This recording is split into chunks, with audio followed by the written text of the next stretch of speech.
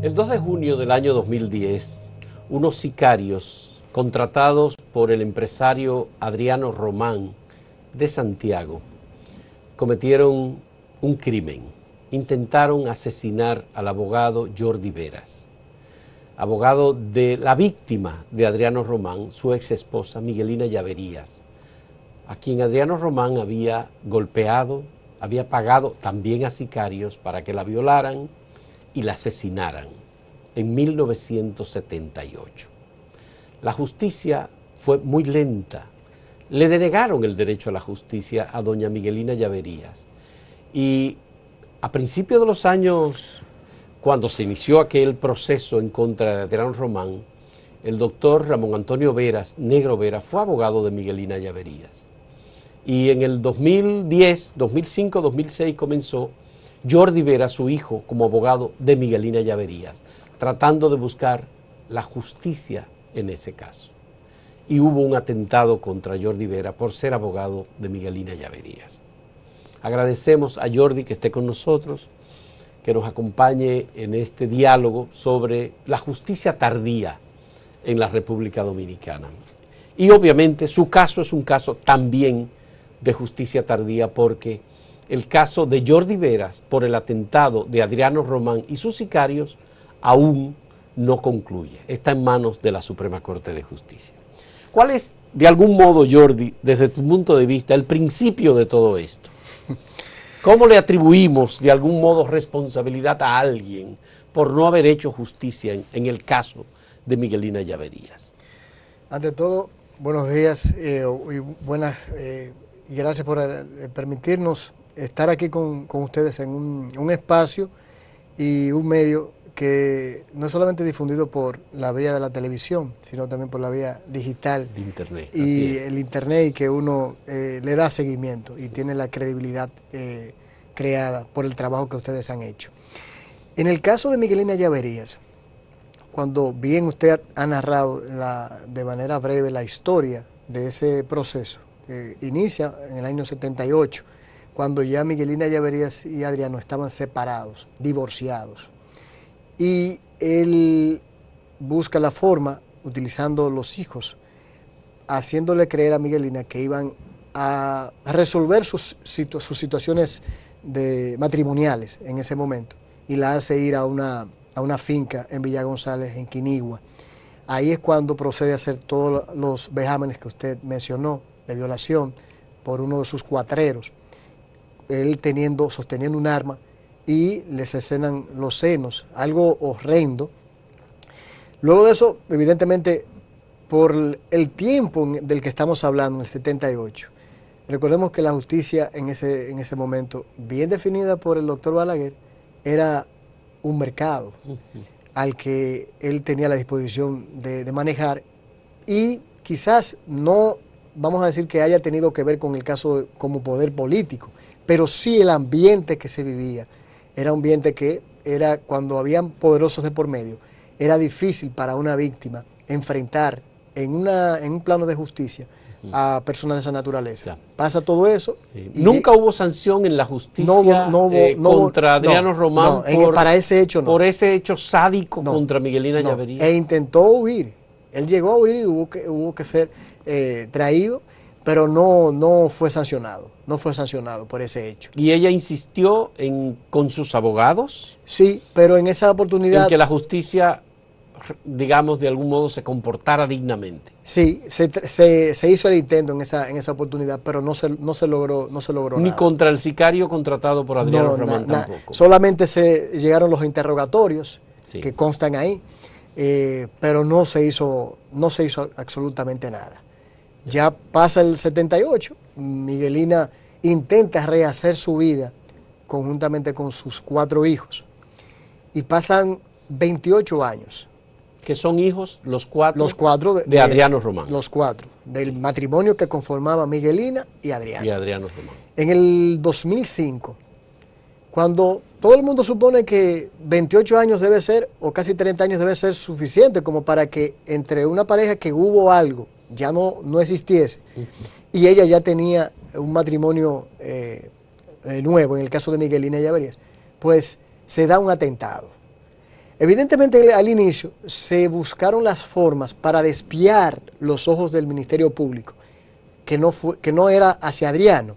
Se llegó a incluso a imputar a otras personas, cosa de lo que se encargó Adriano, que luego yo voy a explicar rápidamente cómo lo hizo en el caso de quien le habla. Él, independientemente de eso, se logra dirigir al Ministerio Público con las pruebas los indicios iniciales de que Adriano era el responsable de ese atentado. Porque si había una persona en el país que quería la muerte de Miguelina o tenía alguna razón, esa era Adriano Román. 28 años después de haber intentado también matarla y de vejarla en su dignidad y destrozado su cuerpo. Así es, no, y quedó con secuelas del temor, del miedo. Miguelina claro. Vive con miedo. Así es. Sí, que es prácticamente no vivir.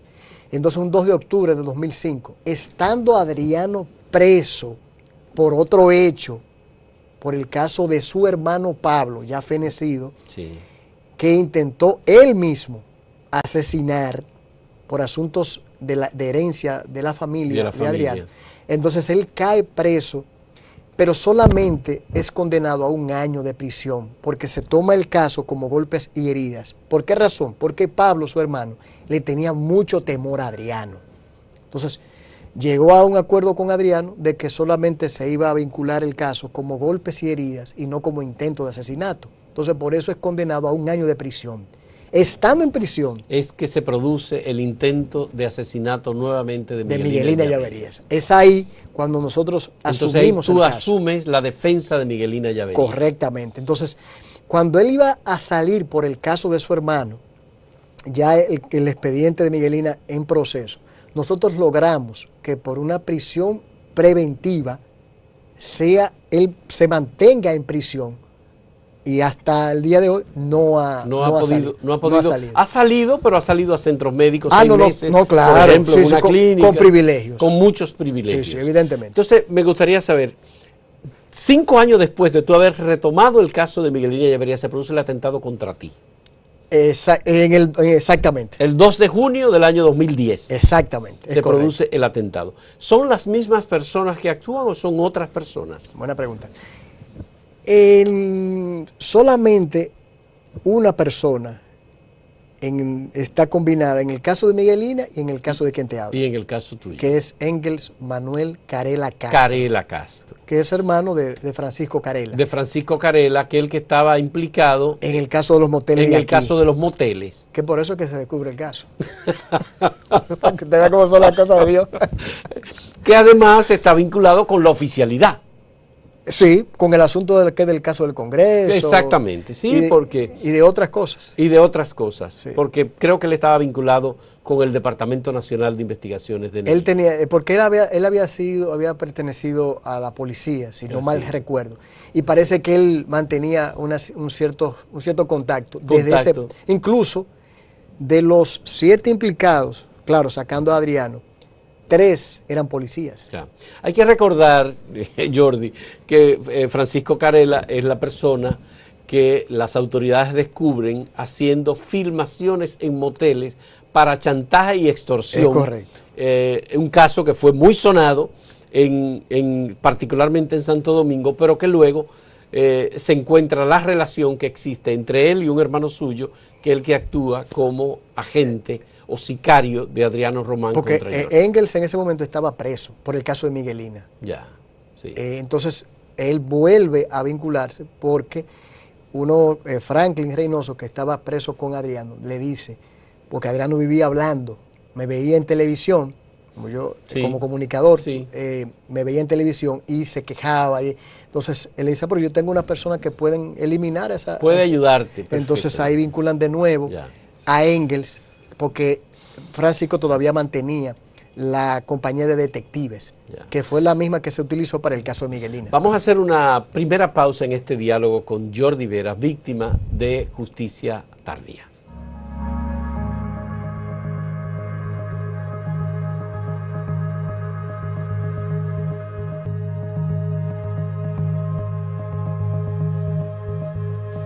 Jordi, la investigación que se realiza en el Ministerio Público de Santiago con incluso la presión que monta sobre el sistema de justicia y del Ministerio Público el doctor Ramón Antonio Veras, quien pidió encarecidamente al entonces presidente de la República, Leonel Fernández, que no permitiera que este caso quedara impune. ¿Había sospecha desde el principio del atentado de que era Adriano Román el responsable del mismo? Desde el mismo día, yo no lo puedo decir porque en ese momento yo estaba debatiéndome entre la vida y la muerte, pero sí lo que he sabido ya luego después es que la misma fiscal Jenny Berenice, que en ese momento era fiscal titular de Santiago, sí, ahora del Distrito Nacional, a quien hago el paréntesis de agradecerle todo el esfuerzo que hizo como ser humano y como profesional, al igual como lo hago con Luisa Liranzo y su equipo. Yeah. En ese momento, Jenny cifra sus iniciativas hacia Adriano, porque ya también había trabajado con nosotros en el caso de Miguelina. Y entonces, cuando se hace ese allanamiento en Rafey, es ahí donde se encuentra todo el papeleo. El papeleo, las notas. Las notas, sí, incluso no solamente el nombre de quien te habla, el nombre de periodistas, Uchilora, Nuria Piera, o sea, de otras personas. Que iban a ser víctimas también de atentados. Estaba junto con el listado con el nombre mío. Ya. Entonces, ahí empieza a vincularse toda esta situación, manuscrito diciendo, Jordi es el culpable de que esté aquí, Jordi me quitó el dinero, todo eso. O sea, manuscritos abogados que también, que uno dice, caramba, cómo a veces profesionales pueden dedicarse a eso por dinero. ¿Cómo le dicen, no, Adriano, Jordi es el que te tiene aquí? ¿Y por qué nunca, por ejemplo, y yo sé que eso es tú tienes derecho a no responderme esta pregunta, nunca se procedió contra los abogados que fueron cómplices de Adriano Román en ese caso? Y se descubrieron grabaciones, por ejemplo, en donde estaba muy claramente establecida la responsabilidad de Adriano Román. Fíjese. Y esas grabaciones estaban aquí en Santo Domingo. Fíjese, a veces uno ponerse... Es como una especie de distracción. Lo importante era lo real, que era descubrir el enmarañamiento que había hecho Adriano. No dispersarnos, incluso, a eso iba también, la difamación. En el caso nuestro hubo difamación. Como dije con Miguelina, cómo él trató de desviar quién había sido el culpable del asesinato, del intento de asesinato. Hubo el mismo comportamiento. Claro, contigo. Intentó buscar, pagó, para que se dijera que el caso de quien te habla había sido por asuntos de faldas. Sí. Y se pagó para eso. Y nosotros teníamos la posibilidad de demandar por difamación e injuria a los comunicadores y periodistas que se dedicaron de Santiago y de la capital. A eso también. A eso. Se dedicaron a eso. Sí, pero nosotros ponernos a abrirnos diferentes frentes, teniendo el caso central, era tener como muchas puertas abiertas. Y no íbamos a tener la importancia que era, evidentemente, la parte del asesinato. ¿Y por qué 7 años después del atentado y habiéndose descubierto claramente la responsabilidad de Adriano, en el caso tuyo, todavía no hay una sentencia definitiva? Yo pienso que el problema nuestro, no solamente del caso de quien te habla, y ustedes han tenido toda una serie de reportajes aquí en esta semana, yo pienso que lo que hay que ponerle mucha atención es al sistema. Sistema de justicia. El sistema judicial dominicano. Porque yo no puedo decir, porque sería injusto decirlo, que en el caso de los jueces de Santiago, del material humano de Santiago, haya habido corrupción, haya habido desinterés, indiferencia, como parte de un órgano, de ellos. Sí. Yo no puedo decirlo. Ahora bien, el sistema como tal, si no aparece, por ejemplo, el interés de uno como abogado, porque la situación mía como víctima es que yo soy abogado en ejercicio. Pero además ha habido la presión pública. En tu caso... Ha habido gente que la opinión pública se interesó. Negro Veras cada mes publica, cada día 2 publica un recuento de los hechos. Sí, evidentemente. Tiene 80 meses publicando. Eso es cierto, eso es cierto. Así es. Y no ha recesado. Y no ha cesado. Por eso le digo, eso es parte del interés, eso es parte del interés como víctima. pero ¿cuántas víctimas están dispuestas o tienen la posibilidad de hacer eso? De hacer eso, sí, Entonces, ciertamente. Cuando tú no tienes eso, el sistema no te ayuda a hacerlo. Además, ustedes han tenido que cargar con parte de la investigación y con recursos que tiene que disponer el Estado a través del Ministerio Público o de los organismos de justicia que son utilizados por los criminales. Evidentemente que también eso es una parte. Por eso yo digo, el sistema como tal, ¿por qué? Porque el sistema está diseñado para que la garantía sea puesta en manos de los imputados, no de la víctima. Aunque el Código Procesal Penal diga que hay igualdad de armas, que hay igualdad de partes, eso no existe en la práctica. Si la víctima no empieza a buscar, cuidar el expediente, mantenerse sigiloso con él, estar arriba de él, el sistema muy poco puede hacer por ti. Ya. ¿Y por qué luego de más de 30 años, en el caso de Miguelina Llaverías, por ejemplo, Miguelina Llaverías no tiene el control, ella y su familia, de las empresas que todavía utiliza Adriano Román para sus actividades? Por ejemplo, él estuvo 6 meses en un centro médico y recientemente se casó y le están como dando potestad a su esposa sobre las empresas que él tiene, de donde él saca el dinero, es empresa de distribución de medicamentos para sus actividades criminales. ¿Qué ocurre? ¿Por qué la justicia no observa eso? Fíjate, el año pasado se dio, a propósito de eso, una sentencia en Juzgado de Paz de la Primera de Santiago, nombrando el Consejo de Familia. Para que ese Consejo de Familia se nombrara, se tardaron 3 años. Hay algo que hay que establecer, Fausto. Lamentablemente también nosotros tenemos que entender que como abogados somos auxiliares de la justicia. Y si yo me dedico como abogado privado, por ejemplo, me nombra Adriano, en ese caso, y yo empiezo, no voy a audiencia, cambio de abogado, vuelvo yo de nuevo, pido, dame un plazo para tal cosa, coloco incidentes. Muchas veces, Fausto y amigos, el juez se ve compelido. Primero, si no hay abogado, no puedo pasar una audiencia. Si viene un cambio, tengo que esperar el cambio de abogado. Si viene un incidente, tengo que fallar ese incidente. Si me recusan como juez, tengo que enviar el expediente a la corte para que defina la recusación. Hay una gran parte de responsabilidad. Pero esas son chicanas conocidas del pasado. Se supone que el nuevo Código de Procedimiento Criminal y las nuevas, el procedimiento penal, tiene la solución a todos esos temas. Sí y no. Los tiene, y en ocasiones, ahí sí te doy la parte, de que hay veces jueces que, pudiendo conocer que ese abogado ha estado incidentando y que lo único que busca es retardar el proceso y no darle prioridad a la justicia, tiene que tener un poco más de voluntad. No es porque se venda, no, que se me entienda bien, es tener un poco como de, no, espérate, concluya. O no, ya ese incidente usted lo falló. Tú tienes recientemente el caso de instrucción para el sometimiento a juicio de fondo a Blas Peralta y comparte en el crimen de Mateo Aquino Febrillé. ¿Qué tanto se hizo? 17 audiencias de instrucción. Exacto. Blas Peralta decía, me duele el estómago. Exacto. No puedo seguir. Usted dirá, ¿qué hace? Adriano lo llegó a hacer. Adriano lo hizo también. Porque el abogado de Blas Peralta fue abogado de Adriano en el caso de Miguelina. Adriano se quiso enfermar 2 veces. La primera vez, ok, vamos a aceptarse lo que se puede enfermar cualquiera como ser humano. Ahí en la audiencia. Sí. La segunda vez, ¿qué hicieron los jueces? A pedimento nuestro y de la fiscal en ese tiempo, Jenny. No, magistrado, vamos a solicitar que venga un médico del INASIF a evaluarlo aquí. Ahí mismo. Se evaluó. No tiene puede nada. Proseguir. Magistrado, que se quede el médico del INASIF hasta que concluya la audiencia. Así fue. Sí.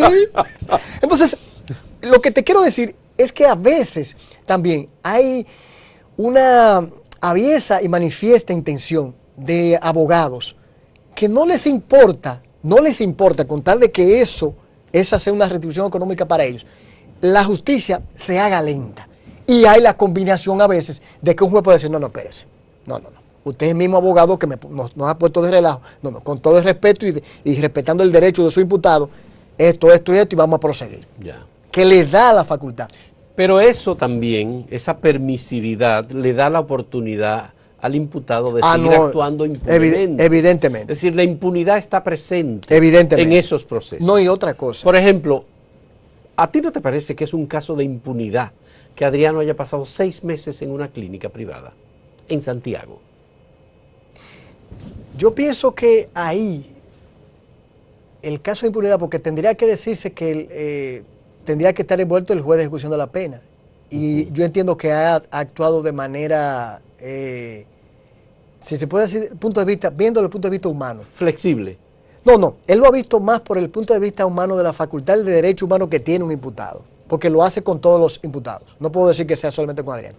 Donde está el problema es en el sistema, ahí ya, el sistema penitenciario está fallando. El sistema penitenciario. Ahí está fallando. Bueno, vamos a ver, a mí me gustaría hablar contigo también sobre el tema económico, porque si Adriano ha tenido posibilidades desde la cárcel de hacer todas las cosas que ha hecho, se supone que hay algún recurso que tiene la justicia para impedir que el dinero que le fluye por los negocios que tiene no pueda utilizarlo desde la cárcel. Claro. Bien, en un momento retornamos para el último segmento en este diálogo con Jordi Vera, víctima de justicia tardía.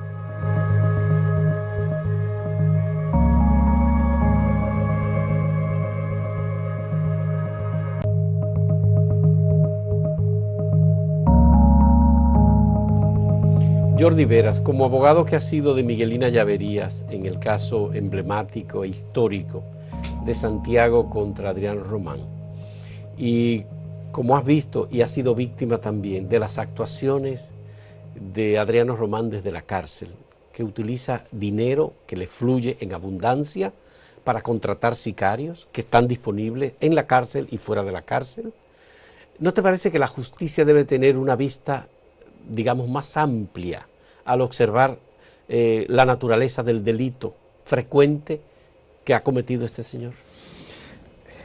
Caemos en la misma situación, porque no es solamente ver la parte de la justicia. Yo quiero ver las cosas como más amplias, el sistema, Fausto. Sí. Adriano Román no es el único en el sistema penitenciario, porque ya Adriano Román pasó de mano de la justicia a un sistema penitenciario también. No solamente está en manos de la justicia ya, sino en un sistema penitenciario que debe vigilar.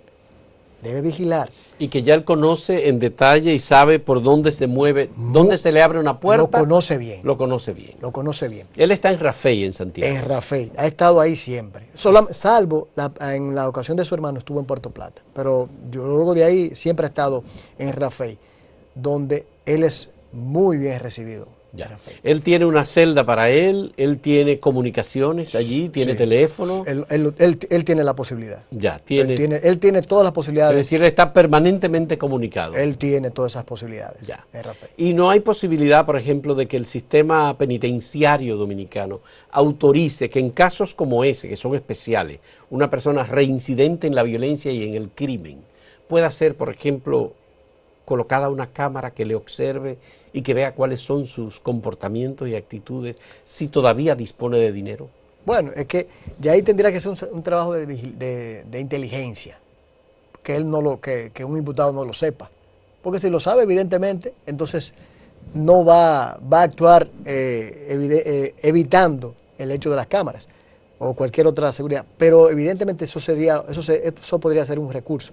Pero cuando yo te digo del sistema penitenciario, Fausto, es que Adriano... No está permitido eso, perdón Jordi, en el sistema penitenciario dominicano. No, eso es permitido.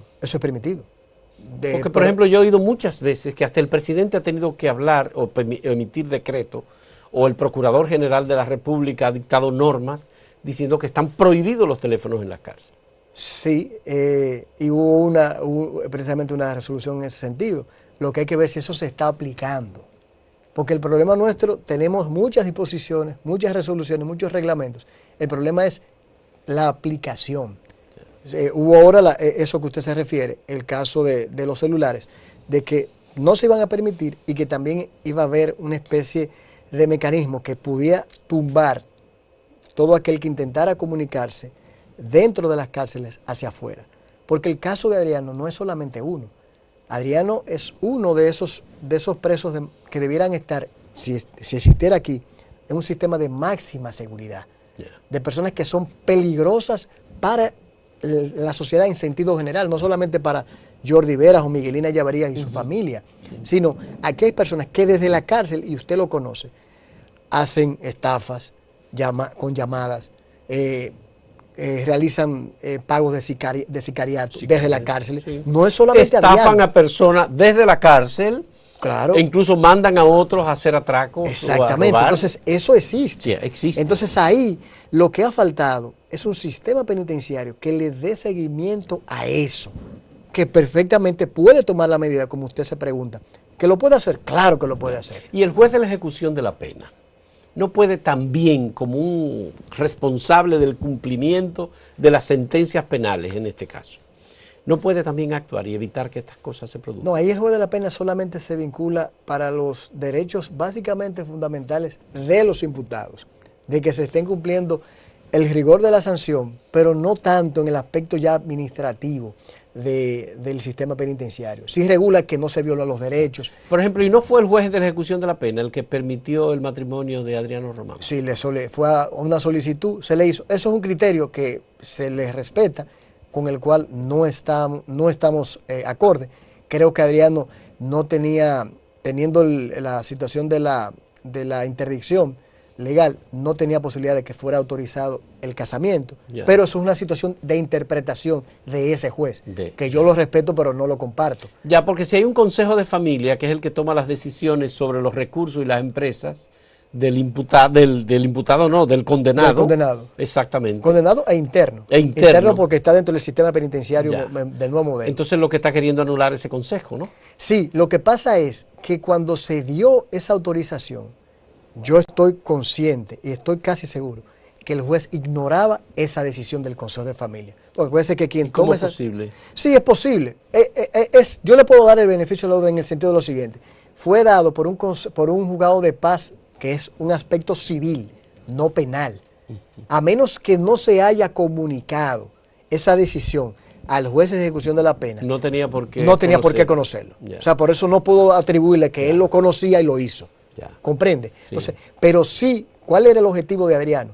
Bueno, yo busco con el casamiento, no es casarme por casarme.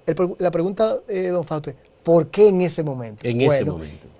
Buscar romper el Consejo de Familia o luchar con el Consejo de Familia que iba a manejar los recursos de Adriano y que él no siguiera disponiendo.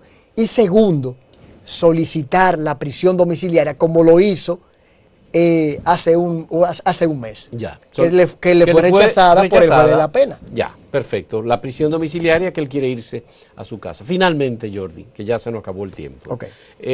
¿Qué se espera de la decisión de la Suprema Corte de Justicia sobre tu caso? El pasado 28 de marzo se conoció ante la Suprema Corte de Justicia los recursos de casación contra la decisión de la Corte de Apelación de Santiago. De verdad que nosotros nos sorprendió y fue de beneplácito el hecho de que ese mismo día intentaron solicitar incidentes los abogados de los imputados. La Cámara Penal de la Suprema rechazó los incidentes y mandó a concluir al fondo y se reservó el fallo. ¿Qué nosotros esperamos? Que sea confirmada esa sentencia de la Corte de Apelación Penal y evidentemente esperar ya cuál será el próximo paso de Adriano Rafael Román Román, que de estar vivos nosotros seguiremos hasta que esa sentencia se haga definitiva e irrevocable. Lo único que hemos buscado, don Fausto, es simple y llanamente justicia, no venganza. No venganza. Qué bueno. Muchas gracias a Jordi Vera, abogado víctima de negación de justicia o justicia tardía en este caso, y particularmente abogado en el caso de Miguelina Ellaverías, que tiene más de 30 años reclamando que se haga justicia con este monstruo que está en la cárcel de Rafael de Santiago. Y muchas gracias a ustedes por la compañía en este diálogo.